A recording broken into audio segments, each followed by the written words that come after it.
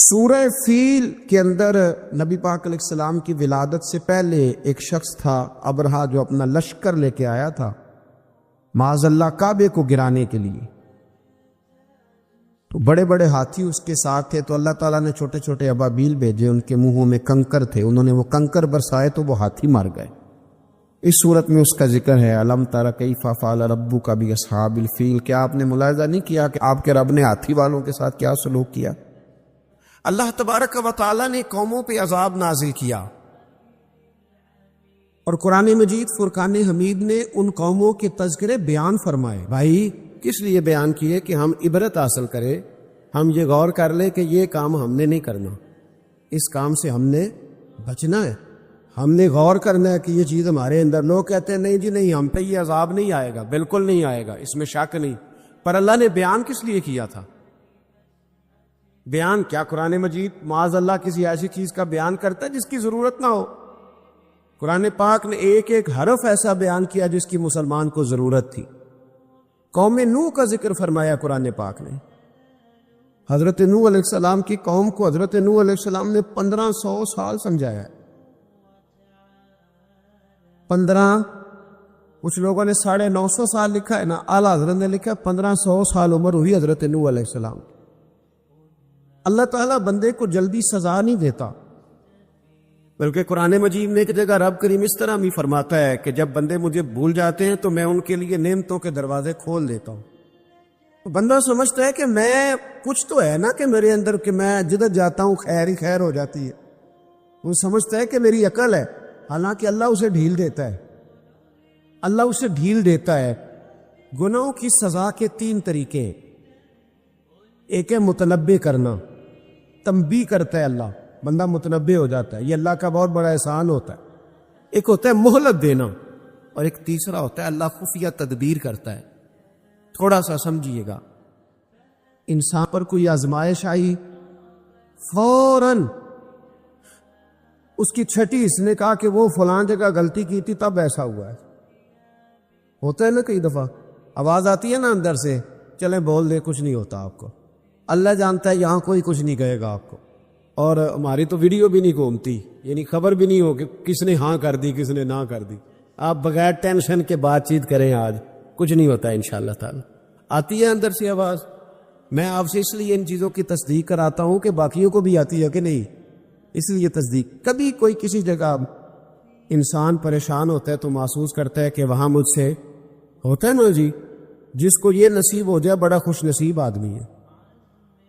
حضرت مولا علی فرماتے ہیں اگر تجھے دنیا میں سزا مل گئی تو بچ گیا ہے، سمجھ پھر اللہ کرم کرے گا، آخرت میں سزا نہیں دے گا. اور یہ یاد رکھ لے، وما اصابکم من مصیبت فبما کسبت ایدیکم ویعفو عن کثیر.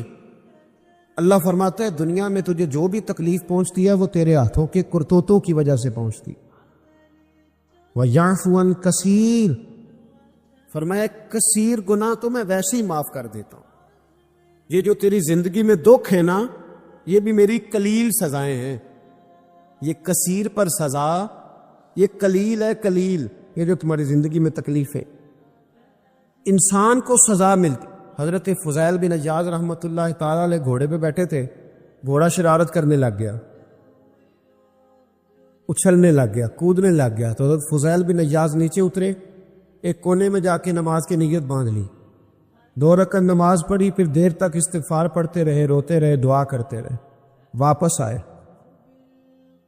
خادم عرض کرنے لگے حضور سمجھ نہیں آئی، گھوڑے نے تھوڑی سی شرارت کی، وہ بدکا ہے، آپ نے اس کو چھوڑا ہے اور چھوڑ کر کے آپ نماز میں لگ گئے. تو حضرت فضیل بن عیاض فرمانے لگے جب بندہ اللہ کی نافرمانی کرتا ہے نا، تو جو چیزیں اس کی فرما بردار ہوتی ہیں وہ اس کی نافرمانی کرنے لگ جاتی.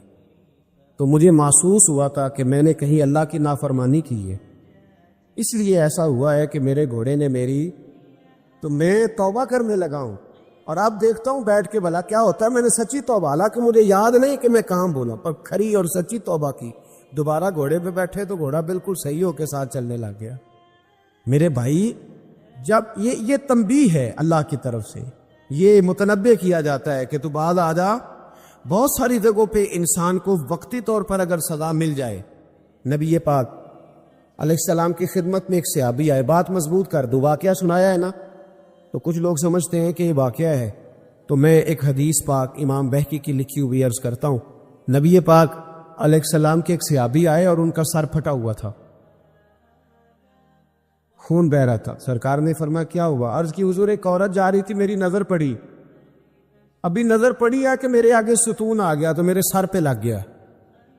نبی پاک صلی اللہ علیہ وسلم نے فرمایا تیرے لیے خوشخبری ہے، اگر دنیا میں تیری غلطی کی تجھے سزا ملی ہے تو پھر رب تجھے قیامت میں سزا نہیں دے گا، پھر اللہ قیامت میں سزا، بعض گناہ ایسے ہیں جن کی یہاں بھی سزا ملے گی اور وہاں بھی ملے، لیکن میرے بھائی پہلی بات یہ ہے کہ اللہ تعالیٰ اس غلطی کی یہی سزا دے لے اور دعا فرمائے اللہ تبارک و تعالیٰ یہاں بھی معافی عطا فرمائے وہاں بھی معافی عطا فرمائے، اللہ درگزر فرمائے۔ حضور فرماتے ہیں بہت لمبا تم نہ بھی نہ رونا، اگر مکھی کے یا مچھر کے پر کے برابر بھی تمہارے آنسو نکل گئے نا، میں اب اس سے زیادہ کیا آپ کی بارگاہ میں بات عرض کروں۔ حضور فرماتے ایک مکھی اور مچھر کے پر کے برابر بھی تیری آنکھ سے آنسو نکل آیا، شرط یہ ہے نکلے ریاکاری کے لیے نہیں، نکلے اللہ کی رضا کے لیے، اس کی خشیت میں نکلے۔ فرمایا اگر مکھی کے پر کے برابر بھی تو رو پڑا تو اللہ تعالیٰ تیرے لیے دوزخ سے آزادی لکھ دے گا۔ اور نبی پاک صلی اللہ تعالی علیہ وسلم نے بیان فرمایا، حضور فرماتے جو اللہ کے خوف سے رو پڑے نا، جس طرح بھینس بکری گائے کے تھنوں سے نکلا ہوا دودھ دوبارہ تھنوں میں نہیں نہ جاتا، اسی طرح جو رب کی یاد میں رو پڑے وہ دوزخ میں نہیں جاتا۔ یہ مثال دیکھے کیسی دی حضور نے سمجھانے کی۔ اگر کبھی رونا آئے اس کے لیے تنہائی کا انتخاب کرے، مجمع میں نہیں۔ ایک بندے کو حضرت عمر نے مجمع میں روتا دیکھا تو فرمایا یہ کام تو اکیلے میں کرتا تیرے لیے برکت والا ہوتا، تیرے آنسو نکلے تیرے رخساروں پہ بہے۔ اور شیر خدا تو شیر ہے نا، حضرت مولا علی شیر خدا فرماتے اگر تیری آنکھوں سے کبھی آنسو نکلے نا اللہ کی یاد میں، حضور کی محبت میں، تو فرمایا ان آنسوؤں کو پوچھنا نہ، ان کو چہرے سے صاف نہ کرنا، یہ تو آنسو اس قابل ہیں کہ تیرے رخساروں پہ رہیں، یہ تو روشنی ہے تیرے چہرے کی، ان کو پوچھنا نہ۔ حضرت علی رضی اللہ تعالیٰ عنہ نصیحت کرتے ہیں انہیں رہنے دے، یہ آنسو بڑا قیمتی ہے، یہ نکلا تیری آنکھ سے ہے پر کسی کا ہو کے نکلا، نکلا تیری آنکھ سے ہے پر کسی کے لیے نکلا، نکلا تیری آنکھ سے ہے پر اس نے تجھے بتایا ہے کہ تیرے وجود میں، تیری دھڑکنوں میں، تیرے جذبات میں کسی اور کا بھی حصہ ہے۔ یہ رب رسول کی رضا کے لیے چھلکا ہے۔ ایک بھی رونے والا ہو تو باقیوں کا کام بھی سنو نا، حدیث ہے بہقی شریف ہے۔ حضرت حیثم بن مالک رضی اللہ تعالیٰ عنہ فرماتے ہیں نبی پاک علیہ السلام خطبہ دے رہے تھے، تقریر فرما رہے تھے، حضور کی باتیں دلوں کے میل کچیل اتارتی چلی جا رہی۔ فرماتے ایک شخص نبی پاک علیہ السلام کے سامنے بیٹھ کر حضور کی گفتگو سن رہے تھے، وہ رو پڑے، ساری گفتگو چھوڑ کے نبی پاک صلی اللہ تعالی علیہ وسلم کی توجہ اس شخص کی طرف ہو گئی۔ ہوا کیا ہے؟ وہ تقریر سنتے، بات سنتے بس رو پڑے۔ تو نبی پاک علیہ الصلوۃ والسلام فرمانے لگے آج اگر وہ سارے مومن بھی یہاں موجود ہوتے جن کے گناہ پہاڑوں کے برابر وزنی ہوتے تو اس ایک بندے کے رونے کی وجہ سے اللہ سب کی بخشش فرما دیتا۔ اور نبی پاک علیہ الصلوۃ والسلام فرمانے لگے یہ رویا ہے تو اس کے رونے پر فرشتے بھی روئے ہیں، اور فرشتے دعا کر رہے ہیں کہ اے اللہ یہ جو نہیں روتے نا ان کے حق میں ان کی سفارش قبول کر لے جو تیری بارگاہ میں روتے ہیں۔ توبہ رٹا لگانے کا نام تو نہیں نا، توبہ تو اللہ کو منانے کا نام ہے۔ ایک شخص اپنے گناہ چھوڑنے کا ارادہ ہی نہیں کر رہا اور وہ اپنی غلطی کو غلطی تسلیم ہی نہیں کر رہا اور اپنی غلطیوں سے وہ پیچھے ہٹنے کو دو قدم بھی تیار نہیں، تو توبہ کوئی رٹا لگانے کا نام تو نہیں۔ آپ توبہ طوطے کو رٹا دیں تو طوطا توبہ توبہ پکارتا رہے تو اس کو وہ چیز تو نہیں حاصل ہونے لگی۔ توبہ ایک بڑی خاص بات صوفیاء نے لکھی ہے، اگر آپ سمجھیں تو بڑا نفع دے گی۔ وہ کہتے ہیں جس طرح گھر چھوٹا بنانا ہو یا بڑا بنانا ہو، زمین تو درکار ہوتی ہے کہ نہیں؟ زمین ہوگی تو گھر بنے گا، چاہے وہ چھوٹی سی کٹیا بنے یا بہت بڑا محل بنے، زمین کا ہونا ضروری ہے۔ اسی طرح آپ نے نیک اعمال تھوڑے کرنے ہیں یا زیادہ کرنے ہیں، توبہ کا ہونا ضروری ہے۔ توبہ وہ زمین ہے جس کے اوپر آپ نیک اعمال تعمیر کریں گے۔ اگر توبہ نہیں ہے تو پھر کوئی بھی نیک عمل آپ کے پاس ہو ہی نہیں سکتا۔ آپ پچھلے گناہوں سے رجوع کریں اللہ کی طرف، آپ کہیں کہ میرے اندر یہ غلطی ہے، میں توبہ کرتا ہوں۔ ان العبد اذا اعترف، اعتراف جرم کریں، پھر اللہ کے حضور رجوع لائیں۔ ہمارا یہ حال ہے کہ ہم جتنی بھی توبہ کرتے ہیں، جس قدر بھی استغفار پڑھتے ہیں، اس کو ایک وظیفہ سمجھ کے پڑھ لیتے ہیں، بھئی یہ بھی اچھا ہے، برکت سے خالی نہیں۔ لیکن توبہ کا حقیقی مفہوم یہ ہے کہ انسان اپنا محاسبہ کرے، اپنی پچھلی ساری زندگی اپنی آنکھوں کے سامنے لائے۔ اگر وہ سمجھتا ہے کہ اس حال میں مر گیا تو میرے لیے مشکل ہوگا منہ دکھانا اللہ رسول، تو پھر وہ فوراً سے پہلے اپنے گناہوں سے رجوع کرے اور اللہ کے حضور توبہ کرے۔ یہ توبہ کا مفہوم ہے۔ میرے رسول پاک صلی اللہ تعالی علیہ وسلم نے اپنی امت کو اس طرف خاص رغبت حضور نے اپنی امت کی کرائی۔ رب بڑا مہربان ہے، بڑا ہی کریم ہے۔ وہ تو کسی بندے کی اونٹنی اگر کبھی گم ہو جائے صحرا میں، اور اس طرح گم ہو کہ پیسے بھی اونٹنی پہ ہو، کھانا بھی اونٹنی پہ ہو، کپڑے بھی اونٹنی پہ ہوں، علاقہ بھی صحرا کا ہو، اور اس نے کسی ٹہنی کے ساتھ باندھی ہو، پھر وہ سو جائے، سو کے اٹھے تو اونٹنی غائب ہو۔ اب وہ اتنا پریشان ہو کہ آگے پیچھے دائیں بائیں دیکھا تو پتہ چلا کہ اونٹنی تو غائب ہو گئی، نہ کھانا ہے، نہ پیسے ہیں، نہ کپڑے، نہ سواری ہے، علاقہ صحرا کا ہے، پیدل جا بھی نہیں سکتا۔ تو فرمایا جس طرح وہ بیٹھ کر موت کا انتظار کرنے لگتا ہے، اور وہ منتظر تھا کہ اب موت ہی آئے گی، اب کوئی اور سہارا نہیں، فرمایا اچانک اگر اونٹنی سامنے آ جائے تو اسے کتنی خوشی ہوگی؟ یا رسول اللہ اسے تو بڑی خوشی ہوگی۔ فرمایا جب رب کا بندہ توبہ کرتا ہے تو اللہ کو اس سے بھی بڑھ کر خوشی ہوتی کہ بندہ توبہ کر گیا، اپنے گھر واپس آ گیا ہے، اس نے بات مان لی۔ ہمارا اصل مسئلہ احساس کا ہے، توبہ کا نہیں۔ جب تک اپنی غلطیوں کا بندہ محاسبہ نہیں کرتا، جب تک احساس پیدا نہیں کرتا، وہ محسوس نہیں کرتا کہ میں غلط ہوں، مجھے ٹھیک ہونا چاہیے، تب تک توبہ کا ہے۔ آپ دیکھیں نا صحابہ کرام کا مزاج کیا، چھوٹی چھوٹی چیزیں ہیں لیکن وہ دوڑ کے آتے ہیں، کہتے ہیں یا رسول اللہ غلطی ہو گئی، اور اپنے آپ کو پیش کرتے ہیں۔ ایک خاتون نے آ کے پیش نہیں کیا کہ یا رسول اللہ میرے پیٹ میں ناجائز بچہ ہے، مجھے پاک کر دیں، کوئی پکڑ کے نہیں لایا، کسی نے آ کے اسے گرفتار نہیں کیا، مقدمہ نہیں کرایا، پرچہ نہیں درج کرایا، 14 دن کے ریمانڈ کے بعد نہیں مانی، خود آئی اور آ کے کہا حضور میرے سے غلطی ہو گئی ہے، مجھے معاف کر دیں۔ تو رسول پاک صلی اللہ تعالی علیہ وسلم نے بچے کی ولادت کے بعد اسے دوبارہ بلایا، کہا بعد میں آنا، وہ آئی، اسے سنسار کیا گیا۔ تو جب کسی شخص نے کہا نا کہ یہ تو بڑی نفس کے ہاتھوں گرفتار عورت تھی اور کتنا بڑا جرم کیا، تو پھر حضور نے پتہ کیا فرمایا؟ فرمایا چپ کر جاؤ، تم نے گناہ دیکھا ہے، تم نے اس کا احساس نہیں دیکھا۔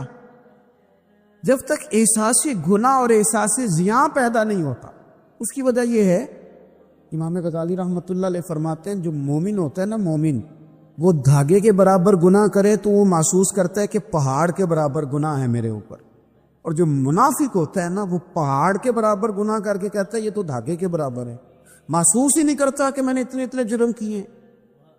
وہ تسلیم کرنے کو تیار نہیں ہوتا، جب تک تسلیم نہیں کرتا تب تک توبہ کا کوئی معنی سمجھ میں نہیں آتا۔ اور توبہ کریں تو پھر توبہ نہ، اور بھائی جس نے ماننا ہوتا ہے وہ تو اشارے سے بھی مان جاتا ہے، اور جنہوں نے نہیں ماننا نا، میں کئی دفعہ کہتا ہوں یہ میرا جو دور ہے یہ سیانے لوگوں کا دور ہے، سمجھدار زیادہ ہیں، اور سمجھدار بھی اس طرح کے سمجھدار نہیں جس طرح کا معاملہ فہم سمجھدار ہوتا ہے۔ سمجھدار چالاک قسم کے، اپنے حق میں سمجھدار اور اپنے ذہن کے مطابق فیصلہ کرنے والے لوگ۔ پھر ہم بہت ساری جگہوں پہ ٹامک ٹونیاں کھاتے ہیں، جس نے ماننا ہے اس نے اشارے سے بھی مان جانا ہے، اور جس نے نہیں ماننا اس نے کہنا مجھے 24 سال ہو گئے فلانی جگہ جمعہ پڑھتے اور میں ماننے کو تیار نہیں ہوا۔ نہیں نہ ماننا تو مجھے 20 سال ہو گئے فلانی جگہ جاتے آتے، بس نہیں ماننا تو پھر مزاج نہیں ہوتا۔ جس نے ماننا ہے، حضرت فضیل بن عیاض رحمۃ اللہ علیہ ڈاکو تھے، اور نرے ڈاکو نہیں تھے، ڈاکوؤں کے سردار تھے۔ تو ارشاد فرماتے ہیں کہ میرا طریقہ یہ تھا کہ میں ایک پورے قافلے کی صورت میں حملہ کرتا تھا تو لوگ ڈرا کرتے تھے اگر کہ فضیل بن عیاض کے ڈاکوؤں نے حملہ کیا تو پھر نہیں بچتے۔ ایک دن گزر رہا تھا تو ایک قاری صاحب آیت پڑھ رہے تھے، لا تقنطوا من رحمت اللہ، اللہ کی رحمت سے کبھی نا امید نہ ہونا، ان اللہ یغفر الذنوب جمیعا، بے شک وہ سارے ہی گناہ معاف کر دے گا۔ آپ فرماتے میرے دل میں بات اثر کر گئی، ماننا ہے نا، جس نے نہیں ماننا اس نے 6666 آیتوں کا ترجمہ پڑھ کے بھی توجہ نہیں کرنی۔ آپ ارادہ کریں نا، آپ اپنی دل کی زمین کو زرخیز بنائیں۔ فرماتے ہیں میں فوراً وہ آیت سنی تو میں رویا، اور میں وہ حافظ صاحب کے پاس چلا گیا، ان سے اجازت لی، ان کے کمرے میں داخل ہوا۔ میں نے کہا آپ نے بھی آیت پڑھی ہے کہ اللہ سارے گناہ معاف کر دے گا؟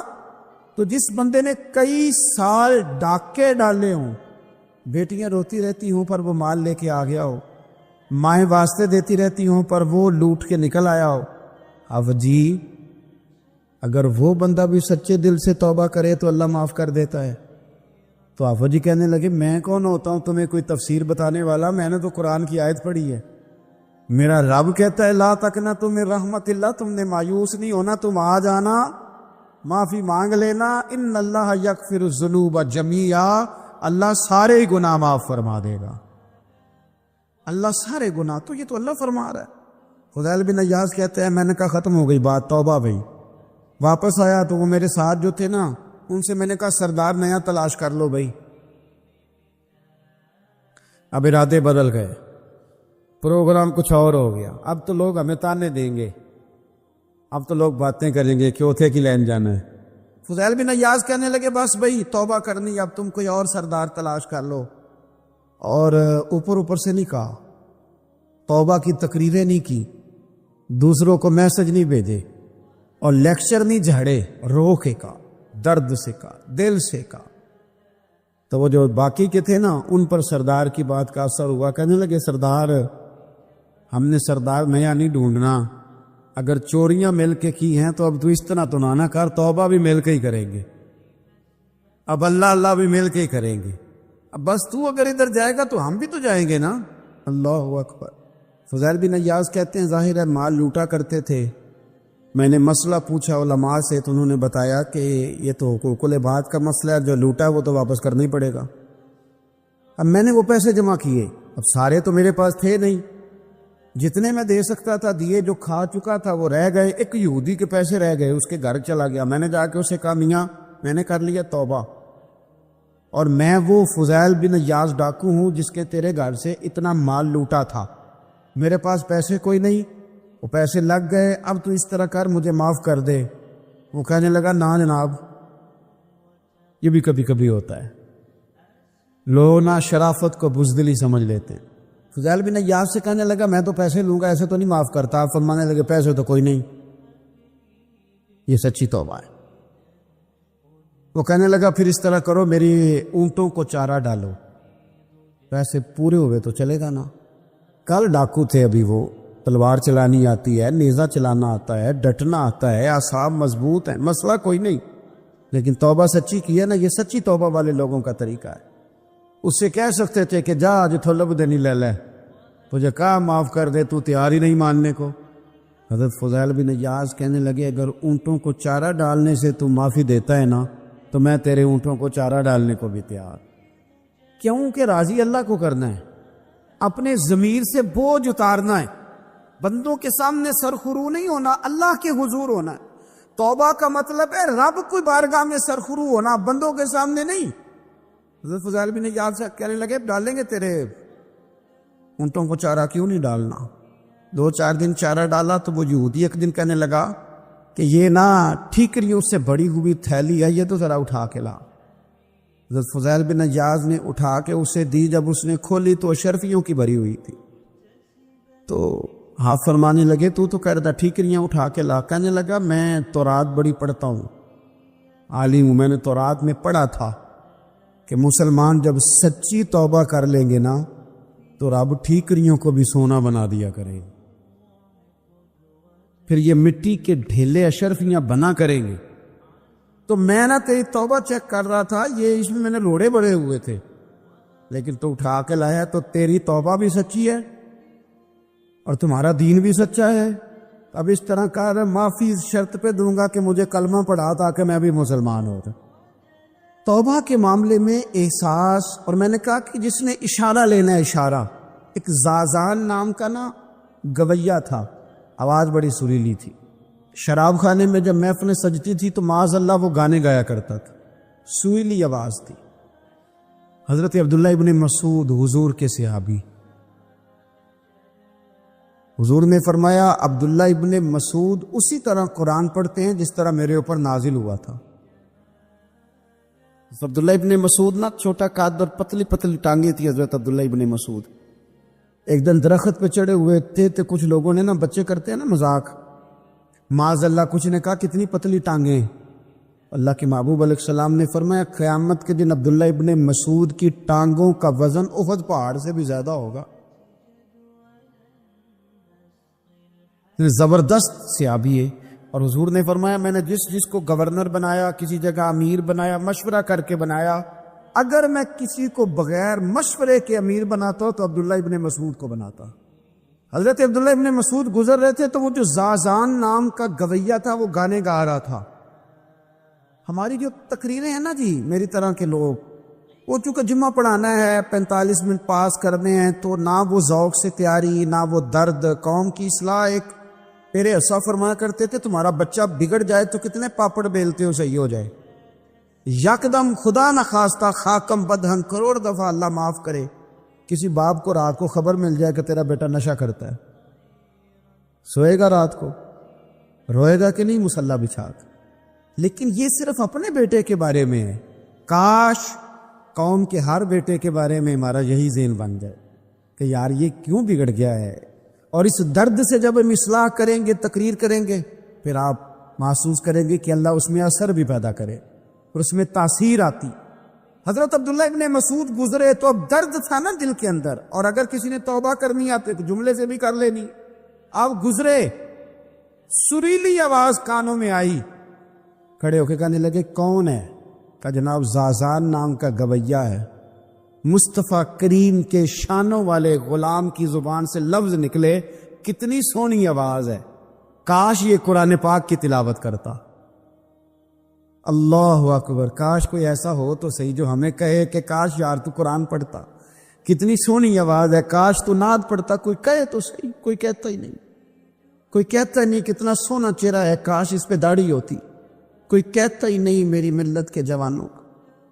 سینکڑوں لوگ ہیں. ایک بچہ مجھے ایک دفعہ ملا لاہور میں تو میرے گلے رکھ کے اس طرح رویا جس طرح کو بچھڑا ہوا روتا ہے. انہیں لگا پیر صاحب مر جان لگے ہیں، کوئی ساڑی اصلاح ہی نہیں کرتا، کھوب گئے گناہ وائچ، کوئی باں ہی نہیں پھڑتا. کوئی ملے تو صحیح یہ ہمارے دکھوں کا مداوع کرے. کوئی نہیں، اپنی اپنی نفسا نفسی، کوئی بات بتانے والا ہی نہیں. میں اکثر دوستوں سے کہتا ہوں کہ بڑے شوق سے سن رہا تھا زمانہ تو ہم ہی سو گئے داستان کہتے کہتے. لوگوں کا دل کرتا ہے ان کی اصلاح ہو جائے، پر کوئی درد والا ہو، کوئی ایسی بات ہو تو تب ہے نا. آئے ہائے. حضرت عبداللہ ابن مسعود کہنے لگے کاش یہ قرآن پاک پڑھتا. یہ کہہ کے چلے گئے.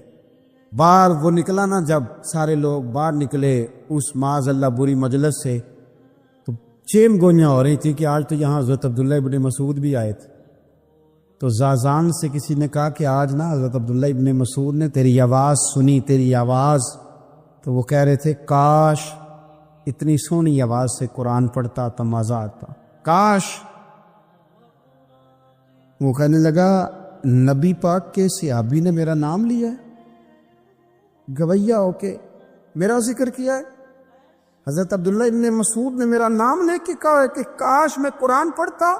اور میرے لیے کہا مصطفیٰ کے صحابی نے، حضور سے قرآن سیکھنے والے کی خواہش ہے کہ میں قرآن پڑھوں. دوڑے گئے، کدھر ملیں گے عبداللہ ابن مسعود؟ فلاں فلاں جگہ غسل کیا، وضو کیا، پیروں میں لگ گئے جا کے. کہنے لگے سونیا جس کے قرآن پڑھنے کی تعریف مدینے والے کریں وہ میرے بارے میں کہے کہ مجھے قرآن پڑھنا چاہیے تھا. آج سے میں نے ٹھوکر ماری سارے گانوں کو، سکھاؤ مجھے قرآن، میں قرآن ہی پڑھا کروں. میں قرآن پڑھوں گا، میں پڑھ پڑھ کے سناؤں گا. لوگ میری زبان سے اللہ کے کلام کی تلاوت سنا کریں گے. کوئی بیٹھا ہوا مجھے دور دعا دیتا ہے، میں ڈوبتا ہوں سمندر اچھال دیتا ہے. کوئی تو ہو نا جو کہے, کوئی تو. فرمانے لگے بس ہو گئی حضور, آپ دیکھیں گے میں قرآن ہی پڑھوں گا, میری زبان سے اب اللہ کی کتاب کی تلاوت ہی ہو گئی, طے ہو گئی بات. تو کسی نے نصیحت لینی ہے توبہ کے لیے تو ایک جملہ بھی کافی ہے, ایک جملہ بھی. اور میں نے کہا کہ اگر صرف تقریریں سننی ہیں, واعظ ہی سننے اور ساری زندگی اسی پہ لگانی ہے کہ آج بڑا جملہ کا, آج بڑا مزہ آیا, آج فلانی بات ہو پہلی دفعہ سنی, کچھ قرضے دے کے ہی جان چھوٹے گی, اس کے بغیر جان نہیں چھوٹتی. اپنی قضا نمازوں کا حساب لگائیں اور ان کو صحیح کر کے ادا کریں. ایک مسئلے میں بڑی دیر سے دوستوں کو اشارے کنایتاً باتیں کہہ رہا ہوں, پھر کہتا ہوں. میں نے شب برات کو تفصیل سے یہ بات کی تھی, پھر کرتا ہوں. اپنے معاملات کو صاف کریں. لینے دینے کے مسائل میں اپنے آپ کو میں منت کے ساتھ بات کرنے لگا ہوں اپنے دوستوں سے. خدا را کبھی بھی بڑے سے بڑا کام کرنا یا چھوٹے سے چھوٹا کرنا, اس میں سود کا کوئی نقطہ نہ آنے دینا. آپ کا دل سخت کر دے گا, آپ کے آنسو لے جائے گا, کچھ نہیں بچے گا. اس طرح پیشاب کا ایک قطرہ کئی من دودھ کو تباہ کر